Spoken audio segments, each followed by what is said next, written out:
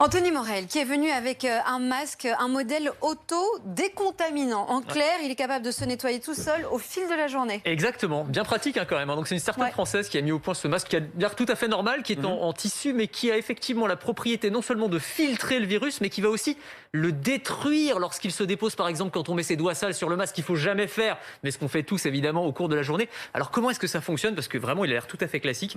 En fait, à l'intérieur, vous avez une petite poche, hop, avec une feutrine, on dirait du scotch-brite pour récurer les casseroles, pas du tout.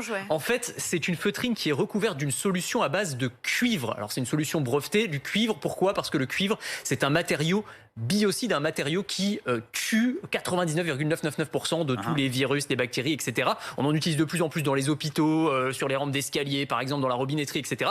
Et donc ça va permettre, bien lorsque le virus se dépose sur le masque, de le détruire. Alors ça ne veut pas dire qu'il faut pas laver le masque. Idéalement, il faut quand même le laver tous les jours si l'on peut. Mais pendant la journée, ça va créer une barrière supplémentaire lorsqu'on a tendance à se toucher un petit peu le visage. C'est une start-up qui s'appelle Agelis, start-up parisienne qui a mis ça au point. Alors il n'y a pas que ça, il faut dire qu'il y a un gros business de la tech autour des masques. Très clairement, il y a beaucoup d'innovations, de masques de nouvelle génération, alors qu'on a des propriétés effectivement auto-nettoyantes qui vont utiliser du cuivre, du graphène, qui vont aussi utiliser par exemple des diffuseurs d'UV, de rayons UV directement intégrés à l'intérieur du masque et qui vont stériliser le masque quasiment en temps réel. Des masques qui vont devenir luminescents lorsqu'ils sont en contact avec le virus, c'est-à-dire que si vous avez le virus, le masque va devenir jaune ou vert fluo, donc si les autres autour de vous vont pouvoir s'écarter. Enfin voilà, il y a plein de choses qui sont en train d'arriver. Ça, c'est des chercheurs du MIT, donc prestigieuse université américaine, qui travaillent sur ce sujet. Et alors qu'on trouve de plus en plus de masques par terre, une solution, un modèle biodégradable. Oui, alors c'est une fausse solution parce que c'est pas une solution à l'incivilité des gens. On n'est pas censé balancer son masque dans la rue évidemment, mais c'est au moins une solution à la pollution. Alors c'est des membranes comme ça très fines qui sont conçues en utilisant